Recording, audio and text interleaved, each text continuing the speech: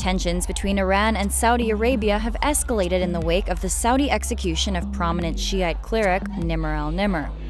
Predominantly Sunni Saudi Arabia cut diplomatic ties with mostly Shiite Iran after protesters, angry about the execution, stormed and set fire to the Saudi embassy in Tehran.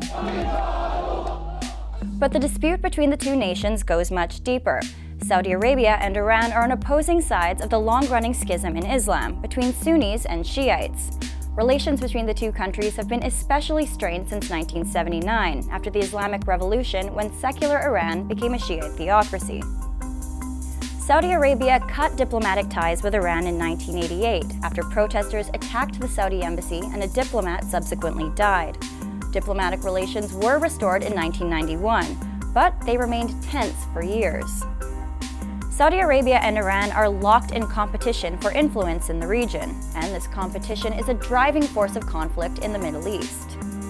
Riyadh worries that the nuclear agreement reached in July between Iran, the US, and 5 world powers will encourage Iranian adventurism. The relationship worsened further this past September after a stampede during the annual Hajj pilgrimage in the holy Saudi city of Mecca. Iran was sharply critical of Saudi Arabia's handling of the incident, which Tehran said killed more than 450 Iranian citizens. Now the execution of al-Nemer has brought relations to a new low. There are fears that this dispute could increase sectarian strife across the region and jeopardize peace efforts in Syria and Yemen. Both Saudi Arabia and Iran were participating in multilateral talks in Vienna, launched by the US and Russia last year, and aimed at finding agreement on a plan to end Syria's civil war.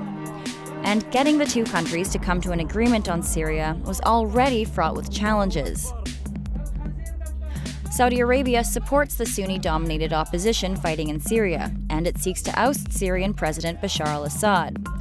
Meanwhile, Iran and its Lebanese ally Hezbollah support the Assad regime with money, weapons, and soldiers. The two powers also back opposing sides of the conflict in Yemen.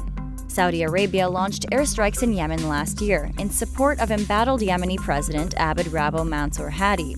Iran supports the rebels in Yemen, who are a Shiite militant group known as the Houthis. There are also fears that this dispute could undermine efforts to fight common enemies, namely Islamic State.